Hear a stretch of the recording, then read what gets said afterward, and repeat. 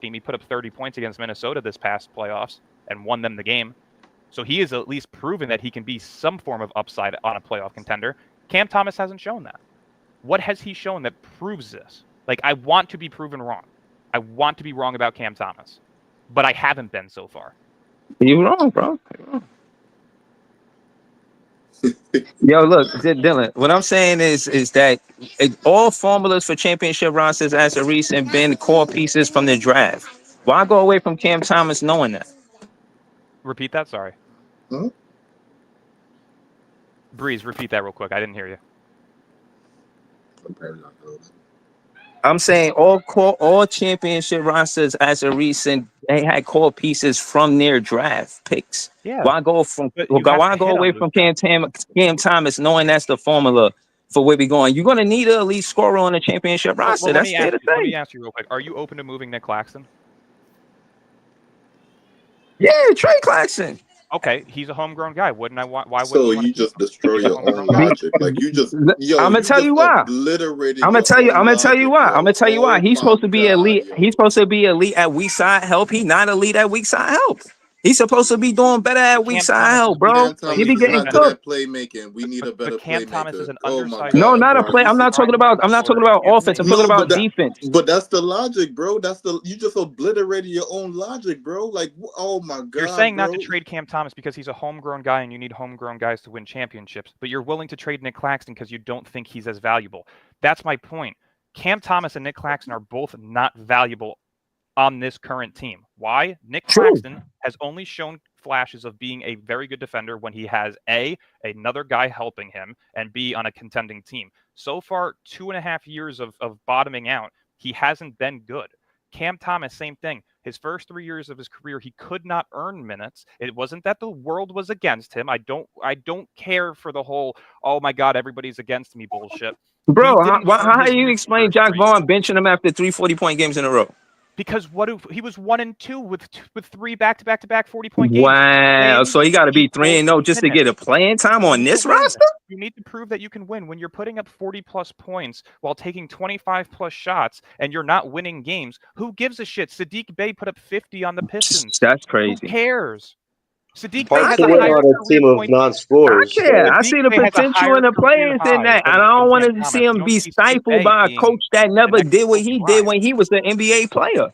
Maybe he was jealous of Cam Thomas. What I'm saying is Sadiq Bey has a higher career high in points with a 50 ball. And you don't see him being compared to Kobe Bryant and saying that he deserves starting minutes. Why? Because anybody. Well, hang on. If you want to bring up like one-off games, we put up the stat yesterday. Cam Thomas has more 40-point games than Tim Duncan, Manu Ginobili, every player that's on that Leonard. list is better than Cam Thomas all time and will still be better. Got more minutes than Cam Thomas, more opportunities than Cam Thomas. That means nothing. That just proves my point. That just proves my point. Scoring opportunity and minutes mean a whole lot. Yes, they do. But does that not prove my point? But what I'm saying is, when he's got a 50 ball, and that's why he's. That's my point. That's my point. Is Sadiq Bey has a 50 ball? What the fuck does scoring mean in terms of value on a winning team?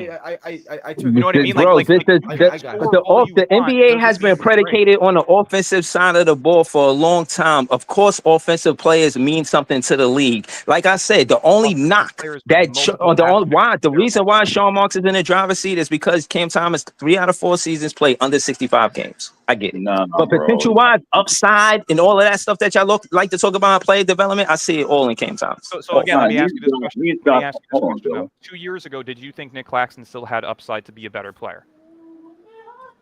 When he got his contract, did you think that he had the upside to be a better player? Yeah. He's 26 years old. Do you still think he has upside to be a better player? Hell yeah. To Gary's point, if he get a big man to anchor the paint and he could play weak side help and that's all he do, I think I'm wrong. I'm wrong about Claxton. He should be on the team.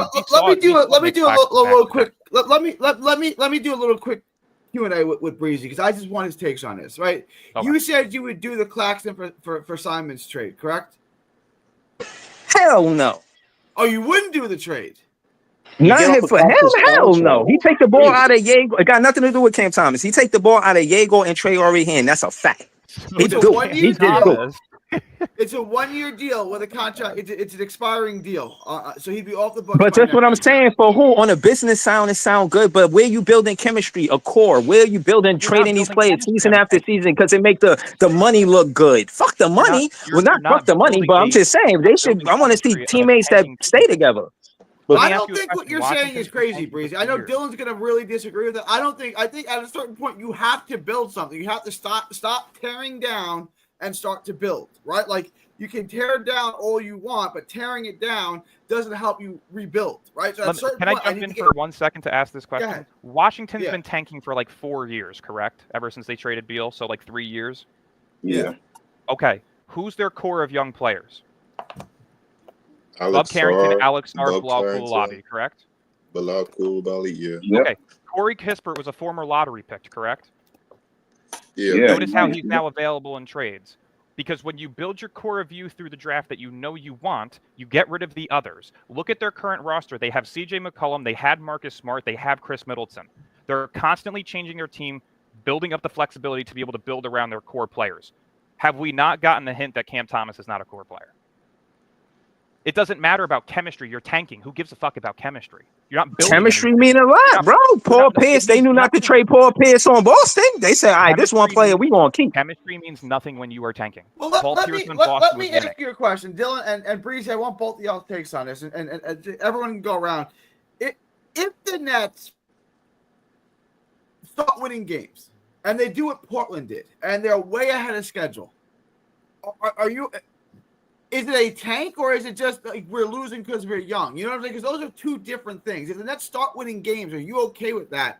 And saying it's not a tank. We just weren't expecting. If youth is winning games, exactly, the Nick Claxtons and the Cam Johnsons and the Dorian Finney-Smiths and the Dennis Schroeders, then you know what? At that point, you sit back and you say, maybe it is coaching. They're working. They're doing things that not a lot of people expected. This offseason, go all in. Try and find that superstar through trade. Try and build through free agency, use up the money. Because at this point, you can't tank. But I don't see that happening. You're too young in terms of the depth that you have, and youth equals losses. Washington, for example, very, very youthful team last season. They brought in Marcus Smart. They brought in Chris Middleton. They won a couple of games at the end of the season and lost out on the first overall pick odds. Correct?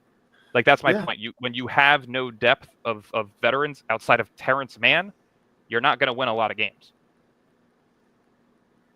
Breezy, John, everybody, if the Nets start winning, right, and they're ahead of schedule, I know what Breezy's going to say, but if they're ahead of schedule and they're winning, so I'm gonna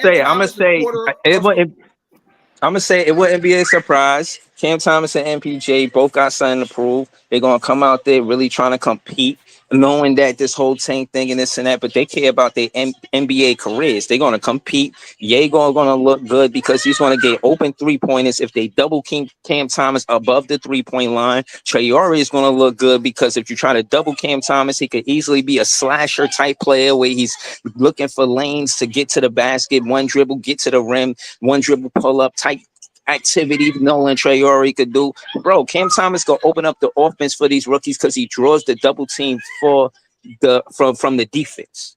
So we can be a winning team with a veteran, with the championship pedigree like MPJ, because he played for a championship roster, and you know Jordy Fernandez, that kind of relationship like that. So I see an upside, bro. We could start off this. I say this lane in the plane, Gary. In its first 20 games, we could be 8-12, 10-10, something like that. Okay. Wow. John, let's say hypothetically, Breezy is right. You're acknowledging that this really isn't a tank year. We're not looking to tank. We just don't expect to win because we're so young. What would be your thoughts on? Like, we're actually not tanking. We're just not going to win a bunch. We're not going to do what Utah and Philly did last year. We're going to try to win games. We're probably just not going to win them. But if we do, then we're going to keep winning. Yeah, listen, Breezy, you're the optimist for a reason, my guy. But listen, this is going to be a tough ass season. When you have 5 rookies on a team and you don't have balance, you have an undersized power forward that's a center on a team. Mike Porter Jr., who's had back injuries in the past. Zaire Williams is likely going to be our small 3. He gives you some things here or there, but nothing too crazy. And Cam, who's now going to come back either on a qualifying offer for $14 million salary, he's still going to feel a certain way about how the organization treated him. And then you have Nolan Traore, I guess, as the one. The kid is very speedy, but athletic players have easily been able to stop them at the rim. So it's going to be a tough season for the Nets. I think Cam and Mike Porter Jr. are going to be your best part of offense, but still, they're going to have to figure out their roles on this team. And if it's just Mike Porter Jr., this is going to be an offensive train wreck for this team. So I appreciate the optimism, but this is a team that's going to struggle a lot this season because these young guys are going to have to get acclimated with playing basketball professionally, because for these guys, it's going to be their first ever basketball games of their career. And that first game of the season is really going to set the tone for how these guys are going to do handling the pressure, because there's a lot of pressure on these young guys, same with Porter and Cam, to try to build some type of chemistry, like you're saying, Breeze. But at the end of the day, everybody's Cam fighting Thomas got for on this team. 905 fourth-quarter points, bro. No, I agree with you. Listen, he is probably the closer on this team, but there's no definite that he's going to be here. But this organization just has not treated him right, Breeze, and it's unfortunate. But they really don't know what a franchise guy is on this team, because they only see franchise guys as established superstars. And my thing is this: if the Nets do tank this year, which they should probably, you're that lottery pick next year. If that doesn't become a top 4 pick and it's a Kareem Lopez, you're going to have to go back into the market to get a star, possibly as soon as 2027, which a lot of people, when we started this 2 years ago, didn't want to go back that route. But unfortunately, this organization botched the tank last year. You kind of got stuck with what you got stuck with. Then they had 5 picks in this draft, and they decided to get 3 point guards. Like, their decisions just don't add up. And now if you, let's say Cam takes qualifying offer, you do trade him, and you lose this year, and that lottery pick isn't a top 4 pick, what are we building at that point? We really aren't building anything. So it's going to be a tough-ass season, but a lot really is riding on that lottery pick next year, because, Breeze, as much as you believe in Cam Thomas, this organization doesn't see him as a 1, as a 2. I thought a 3 maybe if he actually got a chance to develop. They don't see that. They don't see him as a 6-man. So if that lottery pick next year ain't a franchise guy, we really are starting way more backwards than we should at this point, and it's an unfortunate situation. But this is the organization that's making all these questionable decisions. So I hope the best for Cam Thomas, regardless where his future lies. But this organization clearly doesn't see him as a franchise guy or a 2 or 3 option at this point, unfortunately. You want to get it on this easy? We haven't heard much from you, E. What are your thoughts? So what's the question, Gary? What's the question again? Well, Cam Thomas, and then can the Nets win with this roster? And is it really a tank year, or is it just a year where we don't expect to win because we're so young? But if we could, we're going to try to keep winning. I don't expect this roster to win at all. I don't either. But let's just say we're way ahead of schedule, like Portland was last year. We just start winning games left and right. Do you just keep winning, or do you try to tap the brakes and say, well, we want the better draft pick? So what? So we get off to what that Utah good head and Philly start. did last year. Do you go try to win like Portland did, or do you go to try to tap the brakes like Utah and Philly did last year? It's well, we need to stop the winning. Portland really try to make a good push at the end though. So that means if we did Portland, that means we'll be in a position to make a good push at the end. If we're in a good position to make a good push at the end. Do you push for the play-in, or do you try to get the better pick? At that point, there's no point to even try to get a better pick if you're in the playing situation. At that point, you might as well just keep on trying to continue to win. At that point, you already push your chips to the middle of the table in terms of how you want to land inside the draft. Theoretically, so you might as well just push all your chips to the table and try to win. But I don't expect this team to win. But there could be a chance, we get off to a good start in the beginning of the season that could hold us afloat or something like that. But I don't expect this roster to really be competitive at all, to be honest with you. Sorry, it's muted. Yeah. All right. Anyone? John dropped off. Anyone want to respond to that? Yeah, I'll respond. I don't think they're going to tank. I think again, as it was looked upon last year, that we wasn't going to win much games, and we won much games. And I say most of the guys that played on this team is back this year. So I think even with the added 5 rookies and 2 new players, Terrence Mann and MPJ, I still think we're going to win games. It might not be to the play-in, but I don't think they're going to do that to tank. And to your point, I think just because everything's new, rookies playing, that we're not going to win as many games. But I feel whatever everybody thinks they're going to win, I think they're going to go over. You know what I'm saying? I think we're kind of forgetting though, right? Injuries aside, Philly's better than us this year. They were worse than us last year. Toronto is better than us this year. They were slightly better than us last year. Washington is better than us this year with the added veterans that they have and the potential, risers that could be coming from their core of young players. Like they could be taking leaps, right? Washington's better. Charlotte, healthy, is better than us. That's just a fact. So, you know what I mean? I don't see this team being higher than a 13th seed in the East. Oh, no. Well, everyone was better than us last year, too, and we still was winning games. But that's why I'm saying, injuries aside, this is probably the worst, if not second worst roster in basketball, right? Could we agree on that? Utah's the other? Is that what you're saying? Yeah. Okay. Possibly. I mean, really probably. It's hard to think of one off the top of my head. Roster that's worse than this. Portland's better. San Antonio healthy is better. Phoenix, even with the blow up of Kevin Durant and Bradley Beal, still better. They have Jalen Green, Dylan Brooks. They just brought in Mark Williams. They're still better than us. You know what I mean? New Orleans, Trey Murphy, if Zion's healthy, better than us. How many rosters are really out there that you could say are even close to being as bad as Brooklyn's? Yeah, the roster construction looks bad, but once you get on the court and these guys start hooping, that becomes a different situation because. And I would agree with that if we had more veterans on the depth. But again, your bench plays a very significant role in the regular season, and when you have potentially 3-4 rookies, guys like Dariq Whitehead, Noah Clowney, who are in their second, third years, if these are the guys that are making up most of the bench, how do you see them beating NBA depths? That's what you said last. That's what we said last year, and it was winning games. Year we had vets. We had too many vets. We had the Dennis Schroeders. We had the Dorian Finney-Smiths. We had the Zaire Williams. We had all these guys that were taking up a lot of these minutes and getting the ball.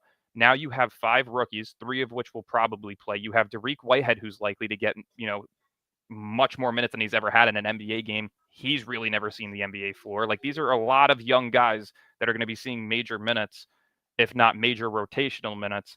How are they going to beat teams who are currently veteran heavy, if not young players who are already developed? I don't see it happening. Realistically, we won 26 games last season. There's no reason this team wins more than 21. At all.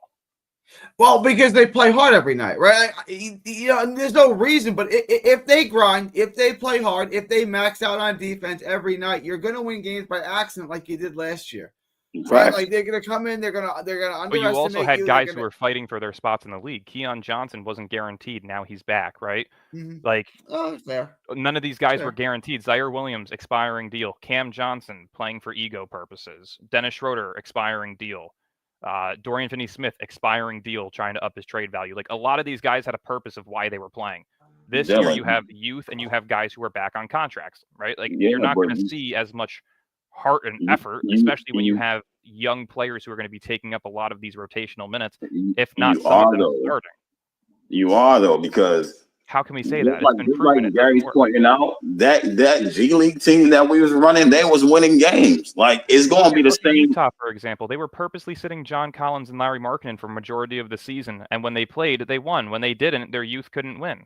Look at Washington. Before they added Chris Middleton and Marcus Smart, they were losing a ton of games with their youth. Then they added some vets and they started winning a couple. You need a full roster that can be somewhat competitive. This roster has a competitive starting 5 with a horrible youthful developmental bench. It doesn't work. It never does. Who bench? You saying our bench is horrible? I'm not saying it's horrible. I'm saying it's youthful, and youth it's horrible. It's not good.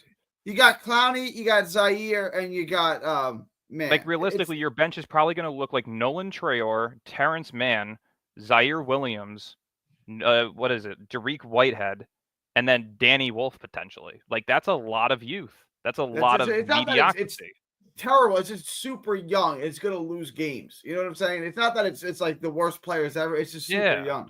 In 2 years, will that same exact bench be bad? Probably not, but you have to develop half of them. Dariq Whitehead needs development in the NBA because he hasn't really played in the NBA. Drake Powell needs development. Terrence Mann as the focal point of your bench, as the only real vet that has any form of upside, that's not special. Zaire Williams, you know what he is. There's not really much more to his game that's going to be unlocked. So it's realistically, how often do you think this bench is going to outperform other teams' benches? 1 out of every 10 games? Yeah, it's not. You're going to lose the battle of the bench on a daily basis. And you're going to have to be smart with your lineups because you can't really have a true second unit because it's so inexperienced. You're going to have to mix starters with bench guys. You can't really, and that's going to cause for fatigue. That's going to cause for injuries. That's going to cause for inconsistencies. Like that, everything about it just tells you that it's going to result in losses. And that's the entire point of taking 5 rookies. You're here to develop and lose.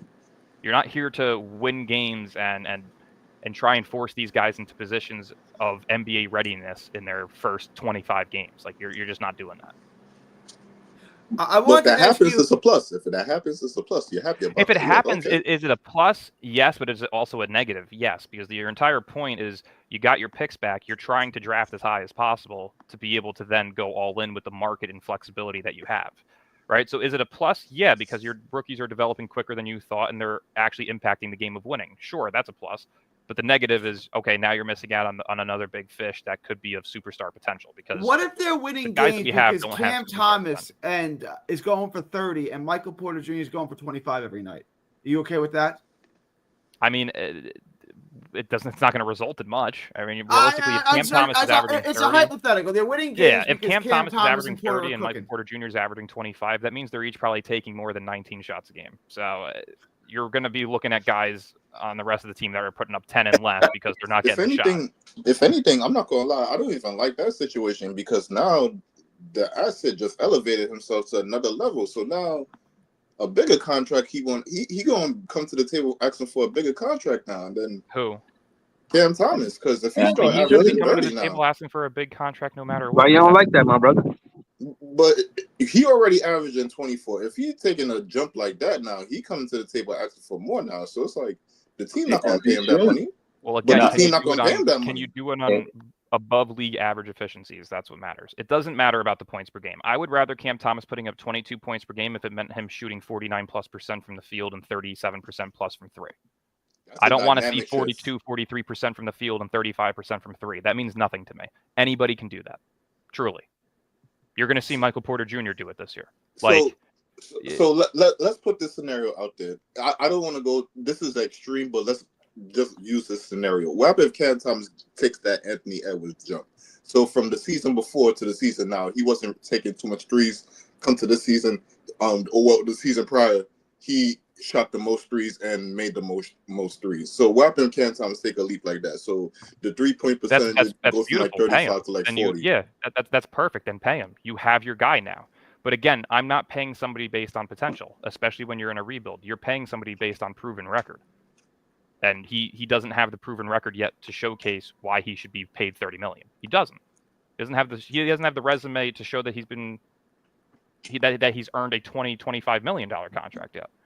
So, I mean, I'm seeing some of these comments. You can call it hate all you want, but a fact is a fact. If you're shooting below league averages on a 22-23 game sample size, you're resulting in no wins. You haven't stayed healthy.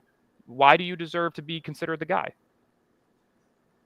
I think that's the problem. That's why I say he's in between 6 men, and I don't know what he is. You know what I'm saying? So that's why the label of being a 6 man comes about for the point that you're making.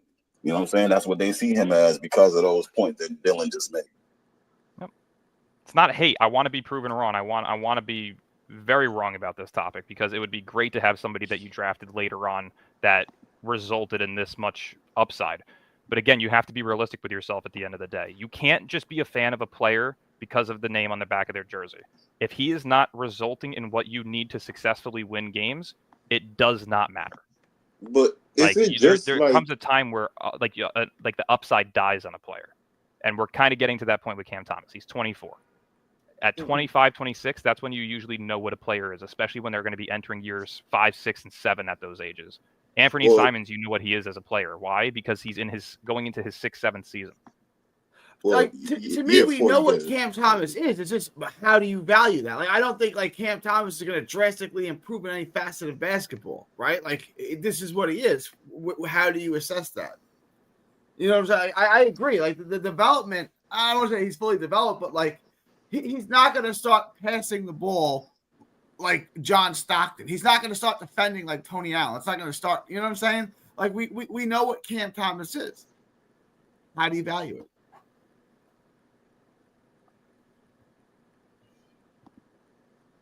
Was that to me? Was that question? I was just, it was just to the panel in general.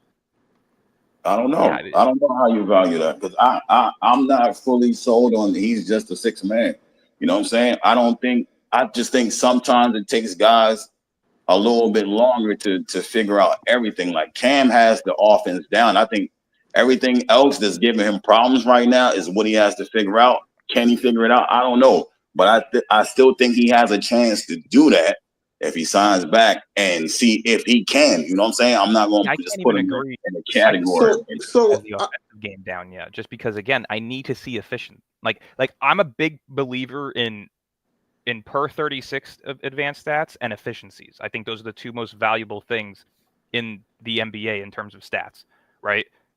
His efficiencies are below league average. I'm not talking below star level average or superstar level average. I'm talking basic league average. His efficiencies from the field and from three are slightly below average. That means something, especially if you want to consider somebody a star and think that he deserves to be paid like a star. You have to prove yourself in the NBA. You have to prove yourself in any sport. You have to prove yourself at your own job. If you can't do your job successfully, why do you expect somebody to give you a raise?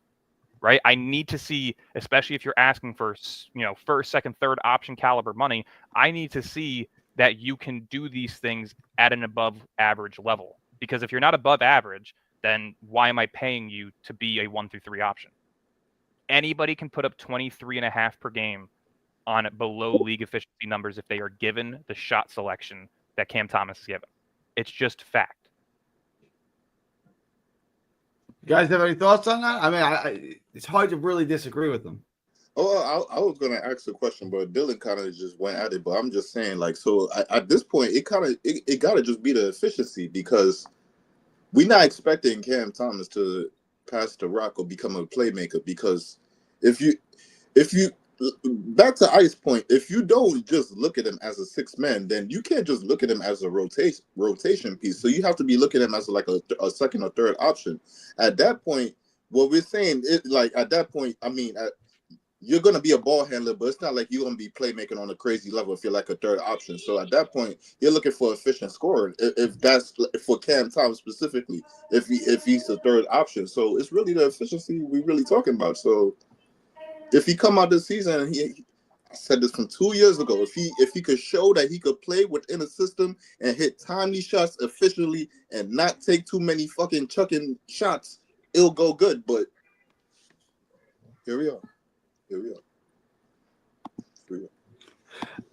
Would you make the Ice and E? Would you guys make the Nick Claxton for Anthony Simons trade? Who do you put as your big man? Who are you gonna put as your big man after that? Sharp would be your starting, and then you would have as your backup probably Wolf. What is it? Is it just to get money off the books, or is it to keep Anthony? Well, Anthony Simons is on an expiring contract, so I mean, you could try to make a run for him if you wanted to keep him in free agency, but it would most likely would just be dump the salary, dump the salary, and get an expiring deal. Are we that desperate to get rid of Claxton? I think so. And also, real quickly, I just wanted to address a couple of comments. Yes, I know he's 23, but he turns 24 on October 13th, and that's about 3 weeks before the NBA season officially begins. So he's 24. By the time the season begins, he's 24. That's why I said he's 24. I'm not sure. I'm not sure if I would do that with Claxton. Maybe if we didn't have so many guards on the team right now, it probably, because I like Anthony Simons as well, but I don't know. I'm not the book guy. You know what I'm saying? I listen to Dylan say, you know what I'm saying, money comes off the books and that will open up more room to do more things. But losing Clax, I don't know. It depends on what people see Clax is. You know what I'm saying? I still think Clax is a good player as long as he has somebody next to him, like it's been said. So, you know what I'm saying? I'm not sure. But then, like, I don't think it's just one good player. You probably need like multiple good players because he's a good defender, but it's not like somebody who can anchor your defense or like uplift your defense to like a top 10, top 5 level. So you still gonna need good players around him. So even if you put him with even if you get a playmaker with him, yeah, it's gonna look good. But if that playmaker can't hold his own on defense, it's gonna still put him in trouble. So you're gonna need even like 2 more players at that. So then at that point, what are you doing now? Look how much I'm divulging all to supplement him. Goddamn.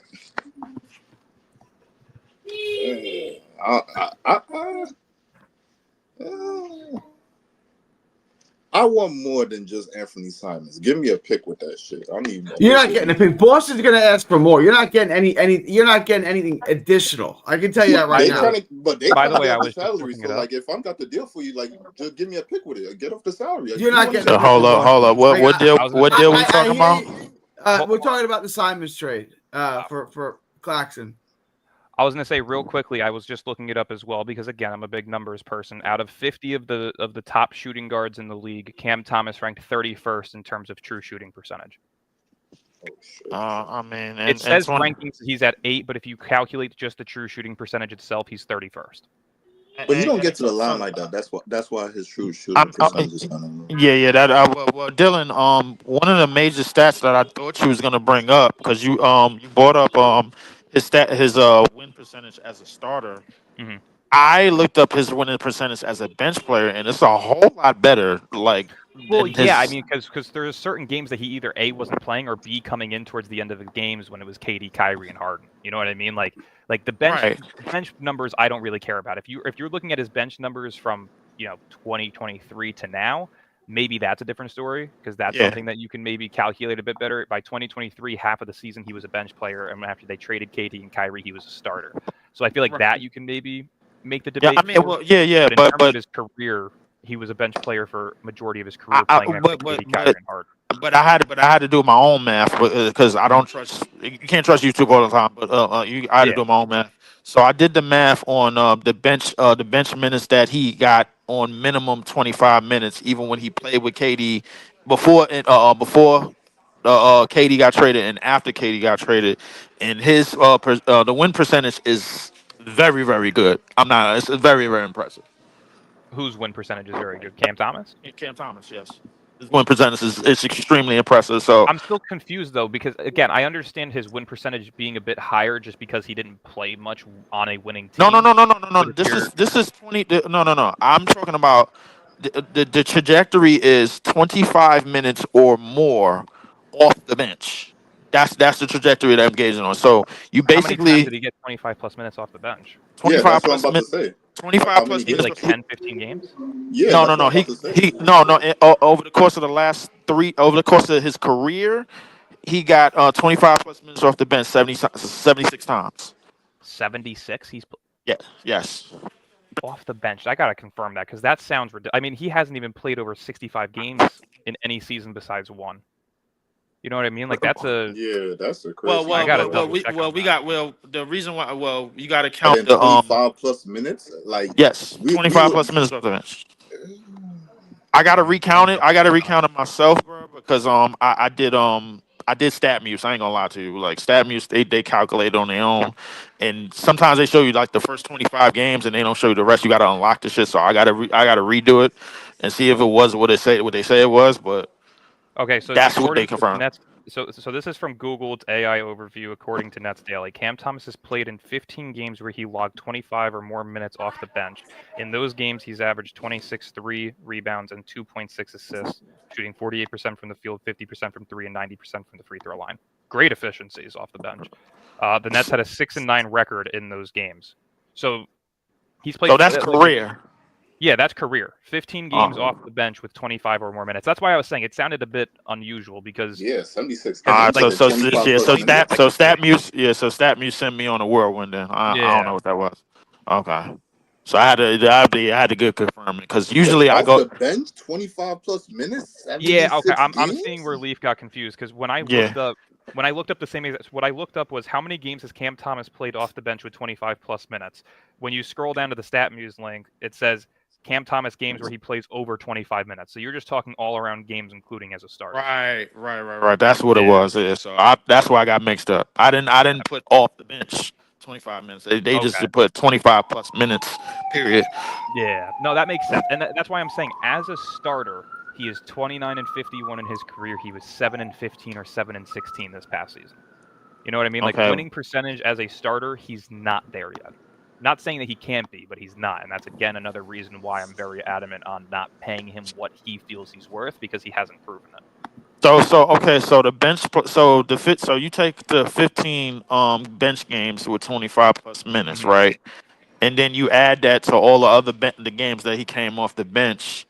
On average, his bench minutes was probably what, like In the 21. 15 in the 15 games where he had 25 or more minutes off the bench, he was averaging 26 points, 3.1 rebounds, 2.6 assists, and he was shooting 48% from the field, 50% from three, 90% from the free throw line. He's one of the best bench players in the world. Nobody's denying that, and that's why I think his value in the league is of a six man. He plays better in rhythm off the bench against bench units. You know what I mean? Like as a starter, he's not as consistent. A and B, he doesn't have that starter's mentality where he can do other things outside of score. So when I tell people like you know who that he was the best kept secret, bro. Like why is it that I'm like you know what? I don't even want to go down this rabbit hole. I like this. This is just warp my brain, bro. Because I'm about to get in the car. Yeah, yeah. Let me not even go down there. But the Claxton thing. Which I was talking about the teams with the Claxton thing because the Grizzlies. I'm still hearing this very very interested. I don't know about any other teams just quite yet, but the The Suns is Grizzlies really are interested in Claxton. yes, from what I'm hearing. Don't They take my just full they word. Don't just take my lost full word on it, Hold I've bro. heard on, But before I'm too. confused. I've heard they it before just too. lost J Hop to Indiana, so they lost one of their centers. Yeah, Jay Huff is gone. Jaron Jackson's hurt, but again, right, they were previously interested in Claxton during his unrestricted free agency year. They even offered him a contract. He didn't take that one, but he was willing to take the Detroit one, which is why he went back to Brooklyn and said, "This is the deal that Detroit's offering me. I'm about to take it. Can you match it?" Because he wanted to stay in Brooklyn, right? right. So Memphis has shown previous interest, and that was even including with Jaron Jackson. With Zach Mm-hmm. Edey, I don't know if it's going to be any different, but Claxton and Jaron Jackson as a duo makes a ton of sense because Jackson's a bit wider in terms of body frame, even though he's not as good of a rebounder. Claxton's slightly better in that department, but Jackson can space the floor and play the four. And I think that's Right. where that chemistry and continuity of wanting to put them together makes sense. So I would definitely say Claxton and Memphis has a couple of links, especially with his relationship with John Morant. That I know is confirmed because I've spoken to numerous people about that who have mentioned that John Morant wants to play with Nick Claxton at some point. They I grew up in kind South Carolina together. I kind of disagree because how I see their offense like flowing right now, how I see it going towards in the future, they're gonna want some stretch fives. They're gonna want somebody to stretch out the court how they were playing. I mean, And I think they that's where got Jaron Jackson's utilized is as a stretch four. Yeah, Like he's been utilized as a stretch five, but he can't rebound but he the can't way that a rebound. five should be able to, right? Yeah. And you've seen Claxton play next to a Kevin Durant or a Blake Griffin where Like he actually yeah. looked good, or a LaMarcus Aldridge, yeah, where he's looked Or good defensively. James Harden. Like yeah, you seen the Claxton thrive with players that good off pick and roll and they can lob and they Good off and pick they and know how roll to in a and stretch they four play or a in the five. open but court. Memphis is not playing with the pick and roll no more. Like we saw how they playing from last season. They're going in that direction. They're not. They was one of the teams that didn't utilize the pick and roll too much in the Well, off. remember they They was got rid next of to Taylor Jenkins though. They have a I new mean, head coach. well, they no, no, no, no, and they no. brought in the guy They that had they trying to run their offense now. That same offense that Taylor Jenkins was fighting, they brought in the guy that's going to run it now. So that's what I'm Well, I saying. think they're going to finish the season with the same offense well, because it's well, kind of difficult mid-season to switch the whole format of a team, well, right? you got to remember last year they was running the pick and roll with Jenkins. That's why reason why John Morant was averaging 19 and 9. When they got off of Jenkins, then his points bumped up because they was running faster. The difference was, bro, like when they ran the pick and roll, they was able like they got a lot of creation because Zach Edey is 7'4", 3,000 pounds setting screens and niggas can't get by him. You know But what I'm saying? maybe your So players are used to that play style and they really utilize it more. But if anything, you just need to hammer down the new play style. You need to get to them. But if anything, they just accustomed to the pick and roll. But if anything, you need to get them off that. We need a true. DHO option. True. I mean, well, I think they could get that, and I think they could get that if they run faster. So with Claxton, what they want to do is be faster. They want to be up more up the court, more faster, bro. Like and more up the court and more in space. They want to increase their fast breaks. Where they thrived at is when they were a great rebounding team, bro. Like when they switched from Steven Adams to Zach Edey, that did not change. They were still a top of the league rebounding team, even still. So Also, I mean, and I know Leaf has the fetish with Zach Edey, and all respect to you for sticking with that for the past 2 years. But the reason I think that Memphis would show interest in Claxton is because, again, this isn't hate, but Edey at 7'3", 7'4", not a lot of those guys built that way can play 20 plus minutes a night. It's just their bodies can't take it. So I don't even think Edey would be included in a package with Claxton. I think they would just utilize him as a backup big, which is not a bad career path for him if he wants to sustain a 10-plus year career in the league. You know, so like if you're looking at Claxton going to Memphis, you have to think KCP is in there yeah, because he's making $21 million. because he making 21 million. Yeah, maybe you can poach one of Gigi Jackson or Jalen Wells. You know, like that's a package that makes a lot of sense. Even if you can't get one of those young guys, you're getting KCP, whose deal matches up with Michael Porter Jr., so you're freeing up $62.5 million plus for the 2027 offseason, and you could probably get 2 first-round picks out of Memphis because they just got a boatload for Desmond Bain. So So like, KCP deal is expiring. Though. yeah, there's a couple of KCP deals. is a I I think thought he on was a a player option. no. I think he had 2. It might be a player option. I'm pretty sure it's a 2-year currently because I It think might he be 2 signed with years left. I Orlando got to double for 2 check that. Yeah, I got to I'll double check. right now. Yeah, I'm pretty sure KCP signed a 3-year deal with what's their names? Yeah, KCP He has signed 2 with years left. Orlando. He signed a It's 2-year with Orlando, I think. Yeah, it's a It's player 3 years, option. 66. 3 years, 66. Yeah, Okay, so he got a player offer. he's got a Okay, player option in next year's free agency, not this year. got you. So this would be year 2, and then he had a okay. Yeah, so he can opt out next offseason or opt in, Okay. which he'll likely opt in, which is fine. You have a $22 million expiring contract. That's Right. Nice. You know, And we still got MPJ for the 40, so like that would fill a place of that would fill a spot of Claxton. But I'm going back to what you said last time when was interested in the deal. I think it's a possibility that they might keep Zach Edey. I mean, but we got to remember that they still got Brandon Clark, and well, they that's kind the of thing. use That's the packages, right? You could do Clark and Conchar for Claxton. You could do KCP and one of Gigi or Jalen Wells for Claxton. Like there's numerous packages that they could make to still keep Edey, especially with him being on a rookie deal, that I think they would prefer rather than moving on from him. I mean, at 7'4", with his per 36 minutes, having him play 16 to 22 minutes a night, that's valuable. I mean, well, they're gonna have him if they don't make this trade. They're gonna have him north of 28 because he's the lone big, and they gave up Huff, and him and Brandon Clark probably gonna swipe minutes, and then you don't have Triple J. Triple J is out with turf toe. This is one of the reasons why I kept saying, bro, if Zach Edey start going off for 20 and 15, I'm not gonna say nothing. I ain't gonna say nothing. I want to address this comment. Does anyone disagree with this? Does anyone disagree? Just do this Simon's trade and ship CT. I mean, is that the most logical thing to do? Let's say the Claxton for Anthony trade is real. Let's say we can make it tomorrow. Is this the most logical direction to take? I don't have a problem with it. I just want to know why would the Celtics give us Simons after they just cleared the deal? Simons is looking for new money, right?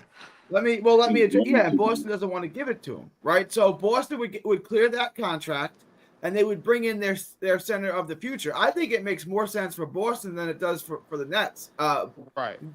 Simons has no business in Boston, right? Right. So they're going to get rid of him, and for getting rid of, they're going to save $2 million roughly this year, and then they get a declining contract in Claxton. Yeah, that's what I was going to mention. Is if you really look at how that deal works out, Claxton's descending in value, which will help them with the apron. But if they move on from Simons for Claxton, they can just straight up move Hauser to a team with some cap space and be under the first apron for this year. So like Hauser's making $10 million, they could send him to a team, that potentially has like $6 to $8 million in cap space, where they can offer up like a $2 to $4 million deal for that $10 million deal, and they can get below that first apron with ease. To me, this honestly makes this is what the Nets should do. Yeah. I think the Memphis deal is better because a lot of Memphis's contracts matches up with when we're trying to compete in free agency, but I also wouldn't hate the Boston deal. Which year we're trying to compete in free agency? 2027 free agency. Who's the free agents? Go bring up the list again. Everybody, the whole league. Like, name an all-star. He's a free agent that year. Everyone, 26, 27, they all. Tell me why All-Star will want to come to this franchise. Because we have the money. I was going to say, the market of New York City, the flexibility, and the coach. That's what you have so far. Those are three big-time things that are going to attract players. And the team building. Done with Kevin Durant and Kyrie. Do you remember what Paul George said on the podcast one time about Charlotte Hornets? If I feel like I go there, I feel like my career is over. I think a lot of other players share that same sentiment. If I go to a dying team that's losing every season, my career is over. I can't. No, because the difference is that Charlotte isn't considerably a big market. New York City alone is a big market.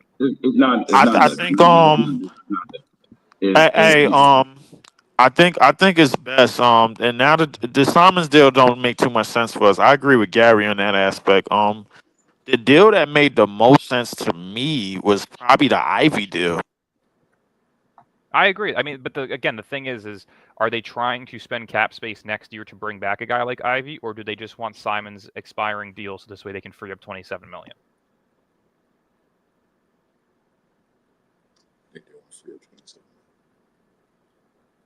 Because you have to think Ivy on an expiring deal, he's going to request 18 to 22 million potentially next year. So do you want to give that long-term contract the year before the free agency that you want money for, or do you want just a guy that you can get rid of? I think, the thing is, Ivy is going to get money because he made an all-rookie team. So, he was a higher pick. If I'm not mistaken, he was a top 10 pick. Yeah. So, right. So, he was a lottery pick. So, us getting Ivy would secure, like, a legitimate guard. At least, I mean, if you get that in return for after you drafted 4. I was gonna say I'm seeing comments saying go all in for Jokic. Have you guys not seen this yet? Please go into the Lakers. I'm gonna say after redrafted too, because I don't really look at Yegor as a guard in this league. I think he probably gonna end up I think he's gonna go in the direction of sort of a wing. Be looked at as a point forward. Yeah, I think he's going to go in the direction of a wing. Danny Wolf. Y'all gotta pick one. Y'all keep on telling me something different every week, yo. Y'all gotta pick one, son. Like, No. I said wing. If he plays the point this year, I understand. He's 19 years old. I mean, he light in the ass, bro. Like, I mean, it is what it is. But he's gonna obviously he's probably gonna be in the weight room and get to a point where he can, play the wing. You know what I'm saying? And he could be at a wing position. Now, in terms of Nolan Traore, bro, is already has elite speed at the one. He already has elite speed at the one. So you have that. So if you pair that in a backcourt with a possible Ivy, I don't hate it. I mean, like Drake, I haven't seen Drake Powell play yet, so I mean, it is what it is right now, man. I mean, if you could get Ivy for Cam Thomas and for Cam Thomas who peaked at 24 game, that's all right to me. Well, you don't know if he peaked at 24 game. He's in his prime of 24. You don't know if that's his peak. It's his peak as of right now, but you don't know if that's his ultimate. Yeah, well, but yeah, that's basically what I'm saying. That's his peak right now. Like that means, yeah. So. I mean, he peaked in a Nets jersey at 24 game. That's what I'm saying. So, I mean, getting Ivy for that in return for that, that's not bad. The Simons deal just don't make any sense right now. The Simons is looking for crazy bread. Simons deal mean we get a Clarkson contract. That's what that means. True. But if we get off a Claxton contract, bro, I like the Memphis deal just made sense to me, bro. Like, cause I mean, I don't know. But I mean, if the Boston want Claxton, that's fine. I mean, from what I understand is that Boston is interested in Claxton. Like, this isn't like net fans stirring this up. Like, this is actually coming from the other side. Boston needs a big man. I don't know, who else is in the market. Like, who else could they get? This makes sense for them. I don't know. Probably Cater because they dropped Porzingis. Yeah, because they got rid of Luke Cornett. Yeah, they dropped Porzingis. Cornett signed with the Spurs. Yeah, so he signed with the Spurs. They missed out on Miles Turner because Miles Turner was looking to They get a new missed out on contract. Miles Turner. They did not miss out on Miles Turner. They did They not. they no they did because they was looking to try to trade for him. Why are you trying to This trade for somebody looking for a contract, bro? He signed to but Milwaukee. they were going to sign him after they cleared up the contract. That's what I'm trying to tell you. They after they cleared up these the contracts with Drew and Porzingis, they were looking to sign him. I think that's I That's just what I disagree. heard. I don't know how true it is. That's just what I heard, bro. That Like would put them right allegedly. back into the second apron. I disagree. Listen, and then that means you probably would have had to ship off Jalen Brown. So I mean, it is what it is. So I mean, I like they was looking for their big. Now they still looking for their big 25 a mil for Claxton. I mean, it is what it is. I think what Miles Turner, how much did he get from Milwaukee from the Bucks? Like 4 He got years, 4 years, like 110. 110. Yeah, that's around the same amount as Claxton. Yeah. We gave him 4 years on it. Yeah. He's So not. I mean, His contract is front loaded too. It's front loaded. is it? So that means the first year he getting a lot more money than opposed to like the final years. Yeah. Okay. So instead of like 25 million, he be in like 26, 27, like 4 years, 106, something around that range. Something around that. I Yeah. gotta see how it's structured, but I think it's for the most part. I think it's front loaded. That's what I'm saying. Yeah. And to be honest with you, I think Miles Turner probably would have been better off in Boston because you still got Tatum coming back at least, and they don't even know what they're doing with the Giannis situation. So I mean, I think he would have been better off in Boston to me. But, I mean, All who right, guys. knows? I gotta wrap this up in a minute. All right. Dylan, when are you free to go live again? Let's shoot for either Friday or Saturday. What is today? Wednesday? Today is Wednesday. All right, yeah, that works. That works. Is Friday good for you? Does Friday work for you? I can confirm with you tomorrow night, but yeah, well, as of right now, it should be. All right, sounds good. Man, All right. I got the Optimum coming to the crib today. Actually, because and the furniture is on its way. You know, the furniture take forever to get there. So Yeah, I got the Optimum, and I'm down the street from I don't know if any of y'all ever heard of Western Texas College. Yes. Paul Pressey. Yeah, I'm literally right down the road from Western Texas College. Paul Pressey. Man's leaking out his IP address right now. Yeah, I'm leaking out the IP address. I am. Paul Pressey, from the Milwaukee Bucks, he went there. He won a championship back in the '80s. He's like really Jesus revered. Christ, my nigga, Paul Pressey. God damn, bro. Look at the name you just threw out there, boy. God damn, man. The fact that you know who Paul Pressey is it means a lot to me, bro. Like, I appreciate it. I'm 41. I remember Paul Pressey. Yeah, Couldn't even Paul tell you who Pressey. that is. Sam Presti's dad? He's way before your time, Dylan. Yeah. Not Paul Pressey. Pressey. I know, I'm kidding, PR. I know Yeah. exactly who he is. He played for the Bucks. I know exactly who he is. Man, Paul Pressey was all right. He was all right in the league. Pretty good defender. Yeah. Yeah. So Right, Paul Pressey. Go ahead. Yeah, Paul Pressey. Yeah, Paul Pressey was out here, so he's like really revered in the area. So I'm like literally right down the road from Western Texas College. So yeah, but I just got I got the Optimum coming in. I think either today or tomorrow. They're gonna send in the pieces and everything. I just got to get my computer and get the rest of the furniture. In, so Real quick, Gary, I just love seeing this man Breezy crash out over CT. I can't get enough of it. I don't know why nobody not clipping this shit up and sending it all over the internet, making it go viral. But everybody needs to start doing it, man. I'm telling you, like, I don't think y'all listen, can appreciate how I funny love it is. Breeze, but this is becoming a sickness. I'm convinced. it is.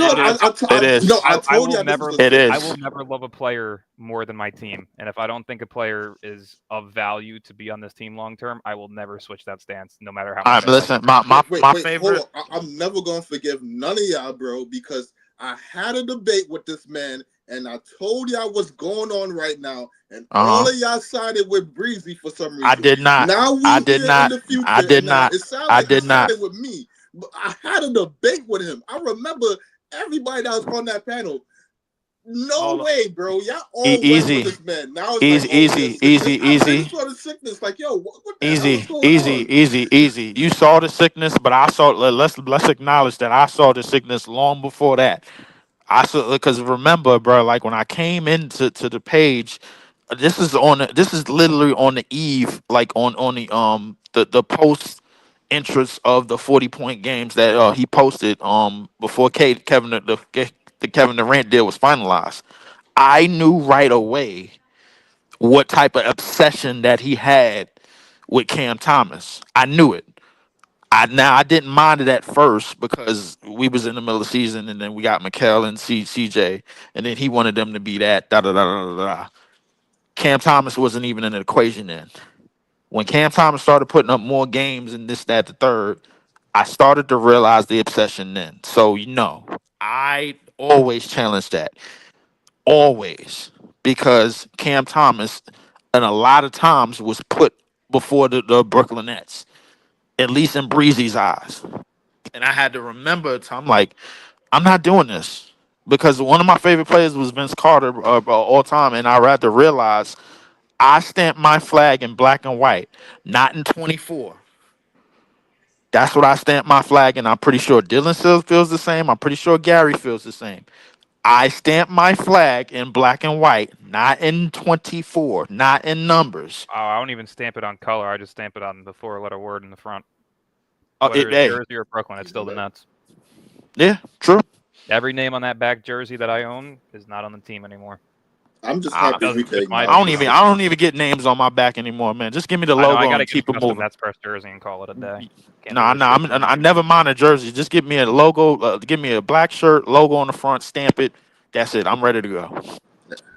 I'm just happy we can acknowledge the sickness. Some of us We're was here on for it you, before Breeze. others. We love you, Breeze. We are not here for you. I am not here for you. I'm tired of He this said, shit "I'm right not here here. for you." I am Crazy. it's "I'm just so not funny here when he for you." crashes out, but I've been tired of this shit for a long time. Like a part of me, I'm not gonna lie to you, a part of me feels good He that said, Breezy "I'm is not going here through for this you." shit because I am tired of this shit. Bro, like this is on the level of Leaf on Zach Edey, bro. It is. Oh, no. I was just gonna make that comparison. Yeah, I It know. might be even worse because I'll see like you later. Leaf will listen to some reason. This man not listening to no reason at all, yo. I mean, No, man. but part of my Zach Edey take, bro, like it's just me giving him my hypothesis of what he could become, and Breeze does the same. But sometimes it goes It gets you extreme. basically you toe the line of optimism and delusion very very thick, bro. Like what It's I do. beyond that, bro. The man start flinging his hands and start hitting everybody, bro. Bro, this is entertaining, but this is unbelievable at the same time. I never seen It is a somebody crash sickness. out like this, yo. Like It he is just a start hitting sickness. everybody like out of nowhere. I need to wrap this, guys. I need to wrap this. I'm sorry, Jared. I'm sorry, but No, it's all good. It's all good. We'll be back Friday, most likely. Easy. We're gonna talk about this more. I got 2 days off, bro, so I gotta move stuff in. And yeah, we gonna talk about this. You got any furniture on the crib, or you got a blow up mattress on the floor? How you living? I don't even have a blow up mattress on the floor, bro. I have sleeping on a hardwood. no. I'm not sleeping on. I'm sleeping on. I was sleeping in my girlfriend's sister's house. She had the bed, Okay. and Nice. we didn't even move stuff in. We just got the keys 2 days ago Yeah. to the house in the mailbox. I doubled up the keys. I gave one to her daughter, and we gonna move the furniture in first, and then we're gonna move all the clothes in and all the other stuff. That way we can sleep in night one. So that way, because we don't got gates. It ain't New York, bro. We don't got gates on the windows like in New York, so nobody else take the shit. So we gonna sleep. And when we move everything in, that's when we gonna move in. Yeah. So you don't need gates on your door. You don't need to call 911. Just get yourself a gun. Leave. You'll never have any issues. I gotta get I gotta get the Texas license first, man, before I get that. Because you gotta get the Texas license first. First thing you do is you go down to your local your arms dealer, and you go get yourself a gun. We don't dial 911 in Texas. We take care of it ourselves. All right. Okay. All right, say less, man. Shit, I'm You hear that advice, Leaf? You hear that advice, Leaf? That means that everybody else is running with that advice. So keep that in mind too. I am gonna keep that in mind. Absolutely, under no circumstance, road rage. We don't beep horns like we're in New York because the person behind you is well armed. All right, so yeah. We definitely don't. Yeah, No they definitely beeping don't do horns. road rage here. Yeah, nah, we don't. No They road don't. rage. I don't want to see that No. happen. No. I didn't even do that in New York, bro. Like That's because cool. because in New York, you wouldn't believe how many people got ran off the FDR, bro. Like I'm not gonna lie to you, bro. Like it was chases. Look, easy know what I'm talking about, bro. Like listen, people got ran off the FDR, people got ran off the BQE, people got ran off the Bell Parkway. It is not a game. They don't give a damn about the police. They'll get at them too. So it is what it is. But easy, yeah, we gonna talk more about this obsession shit. I got a drop. Y'all be All right. good. July All 30th. right, bro. It's almost August. July 30th, 2025, from Texas to the world. Thank y'all and God bless. Later.